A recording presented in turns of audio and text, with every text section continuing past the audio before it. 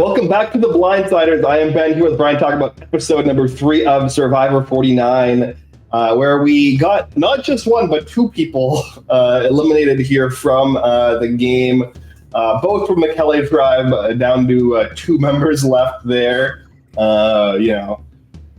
I mean, I think everyone in the preseason expected this tribe to be the disaster tribe when they, got a first look at the tribe dynamics, the tribe splits. I don't think people expected it to be this bad. Yeah. It's pretty bad. I mean, having someone almost die, that's bad. I guess not how to phrase it. I guess he didn't almost die, but there was the potential that he could die. Very scary situation. I guess let's start there. So I've seen like a lot of takes so far along the lines of like, this was gross to air on television. I don't think if he really would have died or had like a serious medical episode, he would have aired any of this. But does that absolve them of filming it in the first place? I don't know. Ben, where do you stand on that point? I mean, there's like, in my opinion, like I think the unique thing was that they were like off-site at like the productions version of Ponderosa base camp, whatever. Like that was the part that was unique. Them like filming somebody going through like medical treatment, like in a situation where there was a a medical emergency on the show, or somebody could be medevac, or somebody could be in severe health situation. That's not new, and in fact, this is not like the most egregious example of that. So, like, if this was like some new thing that they did, I could see it having that take, but like there wasn't really much new about this other than the location they happened to be in. So yeah. I mean, we've seen basically everything. Caleb almost died on Survivor. Russell Swan almost died on Survivor. Those were filmed the whole way through. Like, I know that I've seen Jake on social media this season. So unless they were like playing a long game of deep faking somebody, if Jake died, that would not have been hidden. Like that would have talking about like spoilers for who was on season 50. Like that would have been it would be, everyone would know. Like it reminds me way back in the day when we were with the previously on podcast network. Zach and I were talking about Survivor, or I guess Koh-Lanta, the French version of Survivor. A player died during like the opening challenge, and obviously they scrapped the whole season. I would imagine that they would scrap the season if someone died on US Survivor. Do you feel that way? Yeah, I think this early for sure. Yeah, I think that like you could probably have a conversation if like it happened like way down like towards the end game. I don't know if that makes it worse or better. I don't know. I think they probably would, in most scenarios, scrap the season. Yeah. I mean, there was, at the time we looked at it, there was a season, Survivor Turkey or Survivor Romania, where a person died straight up during a challenge. Mm-hmm. And they kept the season going. And a lot of his tribe members quit. I think that was like super irresponsible. They shouldn't have done that. Mm-hmm. But yeah, I mean, obviously would have known if Jake died. So it's definitely a scary situation, but I don't think it's necessarily like over the line to show all of it. And I think it does explain when you see everything and they're talking like, hey, yes, he's okay, but we wouldn't feel comfortable putting him back in the game now that he's gone through this experience, especially with like the no food, very little water. I think it kind of shows like it's a pretty traumatic experience that he went through. Yeah. And like, I've, a few years ago, I was hospitalized for like 5 days and, I had to ambulance, all that, wasn't sure what was happening. And that like messed me up. And I wasn't playing like a social strategy game. I was just living normal life. So I could not imagine, people are like, well, he was fine. Why didn't they let him go back in? Like, he probably was like, oh my God, I could die. Like, I'm going to miss the birth of my son. My son's going to grow up without a father. Like that was probably all running through his mind. And to just be like, oh, you're good. Get back out there. Like, no way they could have done that to him. Yeah, no, I agree. I think that like, I think that you could probably make some like minor criticisms of Jeff's like bedside manner and like him kind of oscillating between kind of loosely sociopathic host and executive producer. In terms of like the way he's both communicating with Jake and then also with the tribes afterwards at the challenge. But like from a like larger production standpoint and the decisions they made from like a show perspective, I think they were all fine. Listen, Jeff wants that Emmy, Ben. He wants it so bad. And I think that's kind of what we got here. He should know the first rule of TV is show, don't tell, and he does a lot of telling. I mean, this has been Survivor forever, right? Yeah. Like all tell, no show. But yeah, no, I really do think that Jeff was like, this is great TV. This is awesome. Which like, he's not wrong. It was good television. But it's the only interesting thing that's happened this season. Yeah, that's a good point, Ben. I thought had this not happened, Jake seemingly would have been deep into the game, at least to the swap. Who knows what would have happened from there? We'll never know now. Perhaps, like Bruce, he'll get a second chance on a upcoming season if he even wants to play Survivor again. Who knows how he feels after this whole experience? But yeah, it was good TV. I'm not gonna lie about it, but that kind of can transition us to a bigger conversation about the reaction to the season, which I've not spent a lot of time on social media for Survivor this year. Even this episode, I wasn't even looking at Twitter until right before we were set to record, just kind of get a finger on the pulse. People hate this season so much. And I'm surprised because, like, to me, and I'm a hater through and through of the new era. This is not any worse than any of the other new era seasons. No, I mean, this isn't even worse than like the worst, the bottom of last. Yeah. Like, I don't know. It's just kind of like, it's meh. It's fine. It's not like, like you said, it's just nothing is happening yet, right? Like, it's just been so much setup. And because Kelly has been such a dramatic mess, like we've gotten so little from the other two tribes of substance. And we're also going to be getting a swap next week. So like all of the setup that we've gotten on both of those tribes is pretty much going to be a complete moot and like not matter at all. So it's just like, I don't know, from a storytelling perspective, we talked about this, the like one disaster tribe with the three tribes situation. It's just been like played out so many times, and they keep on setting up the structure of the season to make this happen over and over again. And it's just so repetitive and it's so like uncompelling. And it also like leads to this really weird, unbalanced editing in the pre-merge. So I don't know. It's not like I'm not like jumping out of my seats enjoying the season, but I'm not also like hating it or like really like frustrated yet. It just kind of feels like we're just like treading water until something interesting happens. Yeah, that's a great point, Ben. Because like, before the episode, I was kind of comparing it a little bit to Philippines because of the color scheme and how one tribe's going to be two. But at least with Philippines, they just sent one person to one tribe, one to another.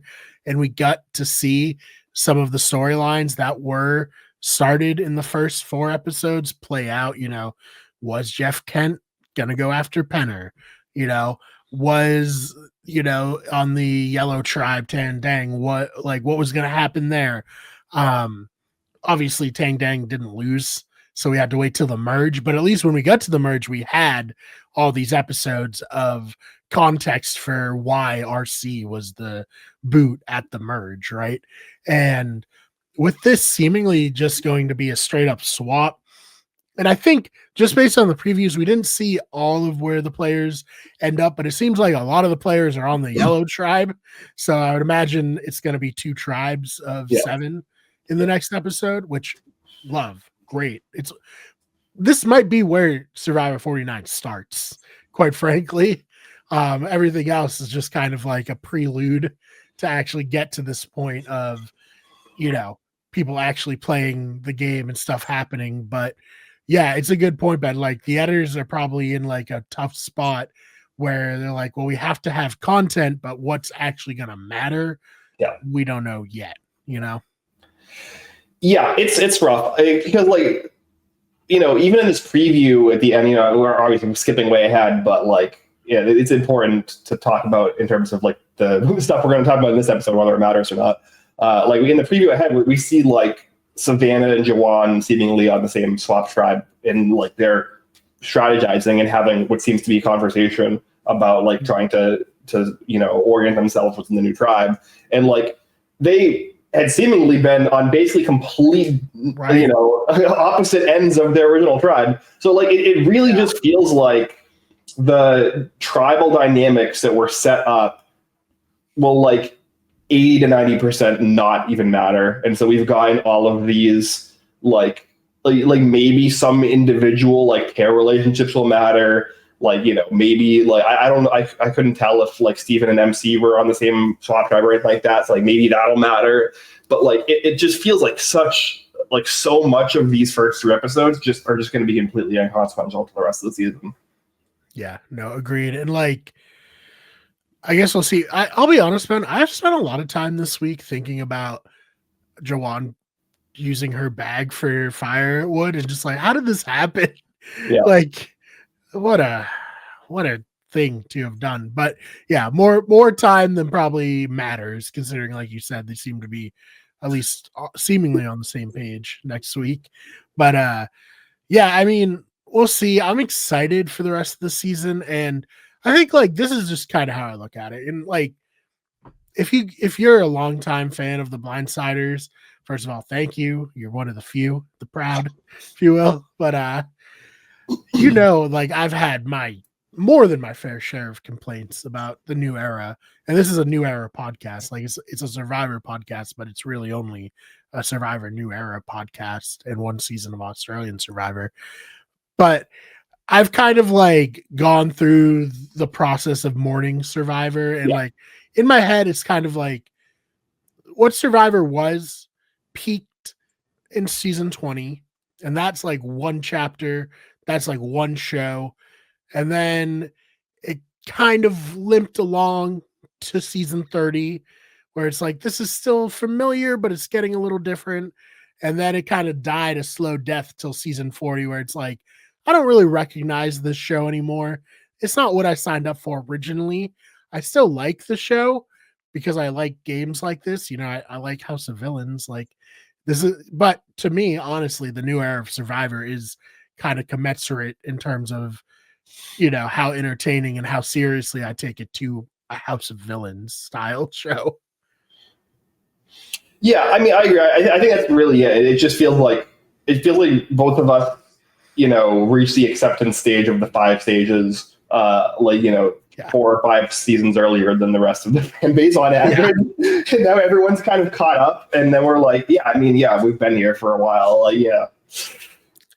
I mean, my tipping point was the split tribal in season 44, where, oh my God, Matthew couldn't play a shot in the dark because he left his bag on the beach and they swapped him to a new beach.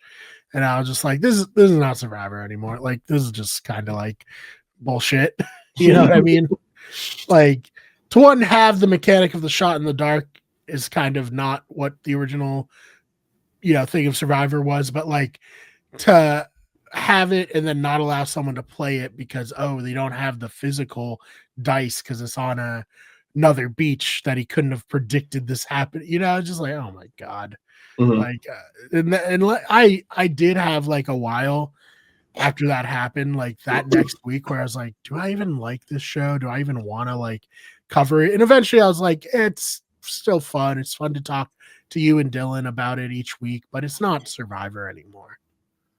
Yeah, and I mean, like I really enjoyed season 46. There were parts of 47 that I really enjoyed.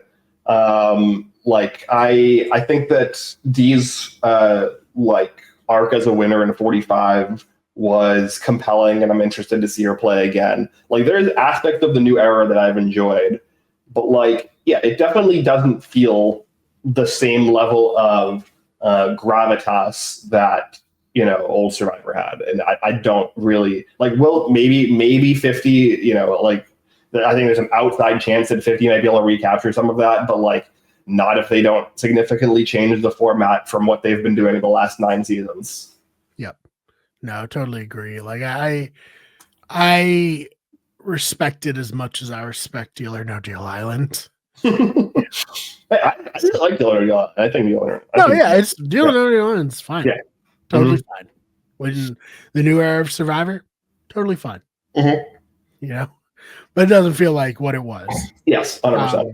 Which is disappointing because, I think I said it on our last Have Not room, like as down on Survivor, I'm like up on Big Brother. I'm like, oh, this is actually kind of hitting a stride a little bit. So it's like, these things come and go, I guess. And maybe we'll get it back. And maybe when Jeff retires, we'll be able to get back to the Survivor that we love.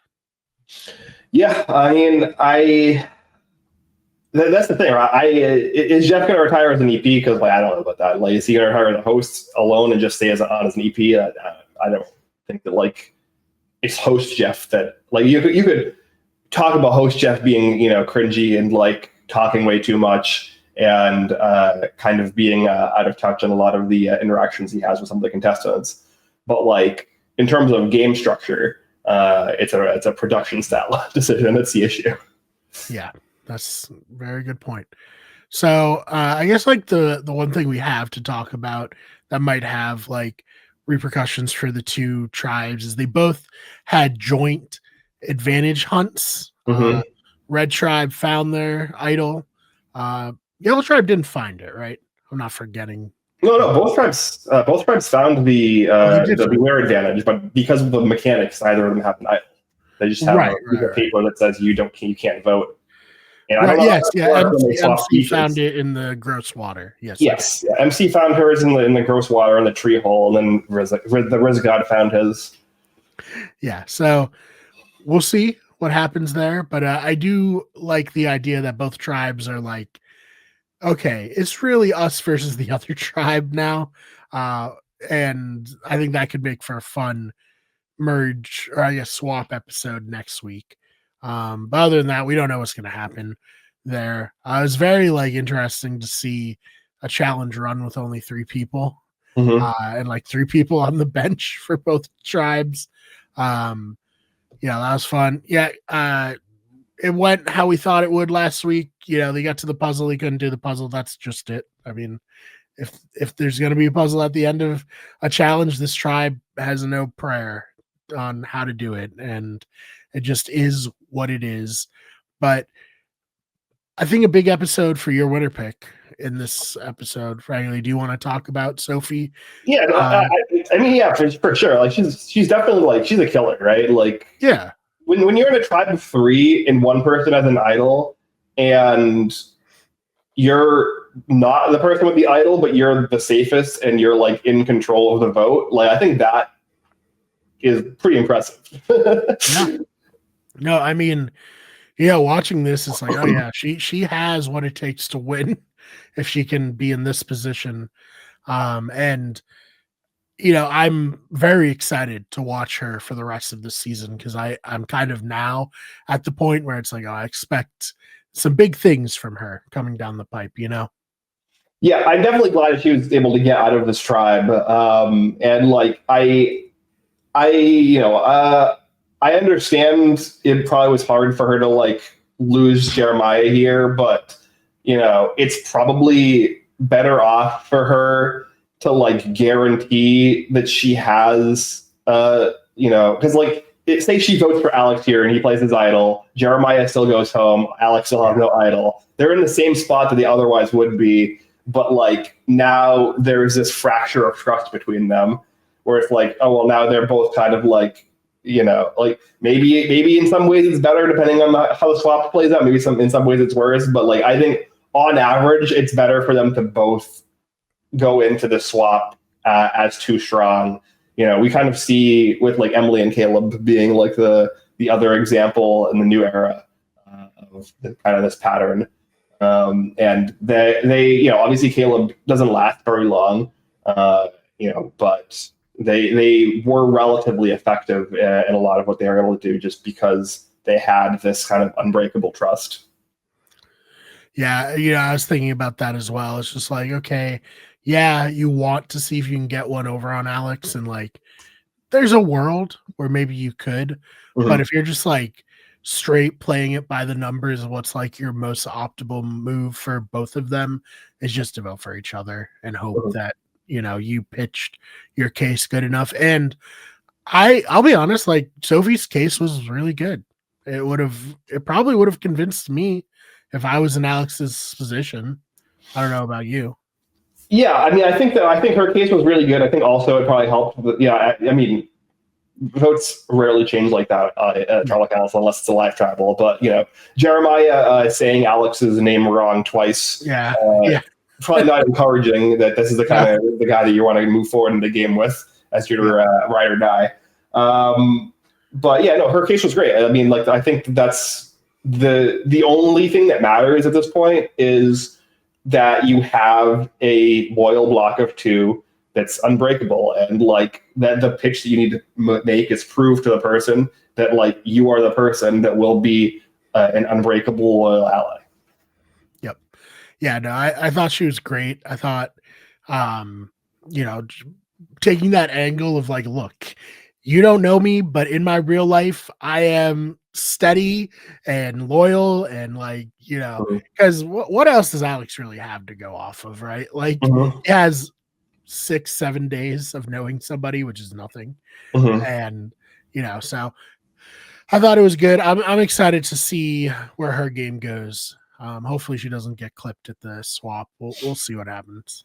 Yeah, I mean, like statistically, right? We're probably going to see two tribes of a 3-3-1, and then like on each tribe, we're going to have Sophie and Alex be the swing vote between the two blocks of three. That just feels like what we're headed towards, but I mean, like that may not be the case, so we'll see. Yeah, even if it's 2, them 2 and 3, they're still the swing votes. Like, it should be interesting. Yeah. Even if it's 4-2-1, right? Like, the 4 are going to want to break up the 2 as opposed to the 1. Yeah, right. So we'll see. I'm excited for it, and like, I don't know, maybe the rest of everyone else will get through their stages of grief in quicker fashion than we did. It's just like a lot of negativity, and I get it. Like coming off of Australian Survivor versus the World, where it's like, ooh, this is so fucking good, to just being like mid. Again, it's like I'm gonna do one of the weird analogies. Like I'm at tribal council.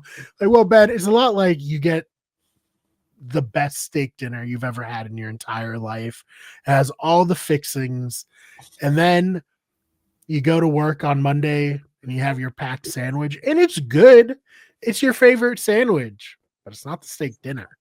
Yeah. So, you feel let down. Yeah, no, I mean, 100%. It's I mean, we said this even when we were talking about Australian Survivor. We were like, yeah, I mean, like, we're gonna go into 49 and it's just gonna like not hit because like this season, Australia vs. the World was just one of the best seasons of reality TV that we've ever seen. So like it's just it's hard. And this is the reason why like seasons headed into All-Star seasons and also coming out of All-Star seasons are often either underhyped or like they are unfairly criticized. Like we've basically seen this even just throughout just the history of U.S. Survivor, right? Like Samoa headed into Heroes vs. Villains was treated just like a commercial for Heroes vs. Villains, and then I think Nicaragua. I'm an enormous Nicaragua defender. And I think that one of the reasons why Nicaragua was so hated was because it was coming off of Heroes vs. Villains, and like any season is going to look dog shit in comparison to Heroes vs. Villains. Yep. Yeah. I mean, I am there with you, man. I'm fighting the good fight, championing Fabio. I mean, not just Fabio. I think that like Nicaragua's across the board is like a really, really compelling and entertaining season. Yeah. Benry, get behind us. Yeah. I mean, look, Gabon had its, we also both were very big Gabon defenders as well. And then Gabon has had its renaissance. I think Nicaragua is the next season to have the run. Season 51 is going to be the best then. Oh, man. Oh, anything else you wanted to touch on? I know it's kind of short, but like most of the episode was taken up by Jake's story, obviously. And then the rest was like an interesting situation, but not like a lot to break down. Yeah. And then also like the stuff that we got from the other two tribes, it's like, yeah, we can talk about it, but like it fundamentally probably won't matter at all come next week. Yeah. So like what's even right?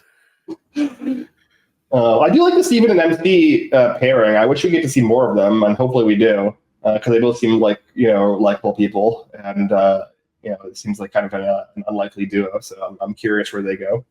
Yeah, MC's very fun online, and she seems fun from the little bit we've got of her in the show. So I'm expecting her to be.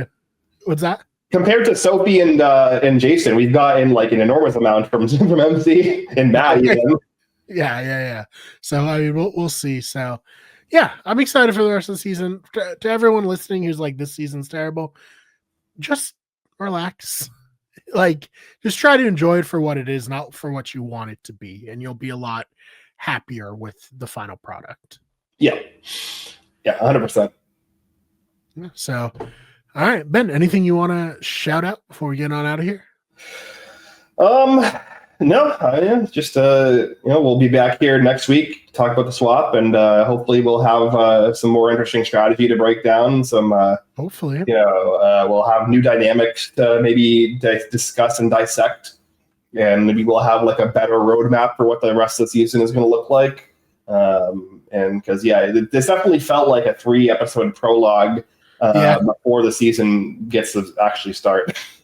Yeah, it's kind of like Survivor 46 in Banu's like prologue, and then once Banu's gone, it's like the real season started. Banu was entertaining. I know a lot of people hate Banu, but like if you're comparing the first episodes of 46 to like these 3 episodes, like these 3 episodes are just kind of meh.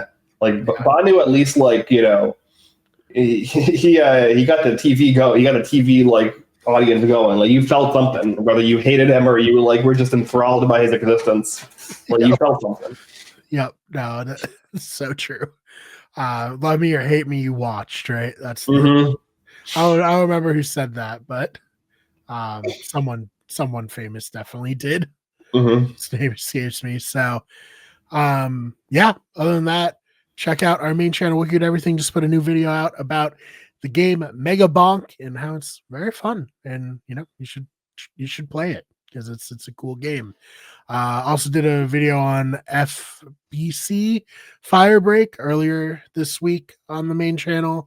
The other channels are Those Freak Nerds Pop Culture News, Weird Sports for sports news, and then of course Better Radio, which is our podcasting channel, and our newest channel, which is Wicked Scary, where we cover urban legends and cryptids. It's a very eclectic group of things that we cover under the Wicked Everything umbrella, but I like to think there's a little bit of something for everybody with all of these, except I'm usually involved with all of them. So if you don't like me, there's a huge roadblock to get past. Yeah, no, I mean everything is it's not just branding. It's Wicked Everything for a reason. We cover everything. So Yeah, exactly. So, yeah, this has been very fun, Ben. We'll probably be streaming some more. I know we've been talking about playing some Power World. I would love to stream some Power. I love that game. I think it's so fun. And maybe some spooky games coming up here. And yeah, other than that, thank you all so much for listening, and we will see you in the next one.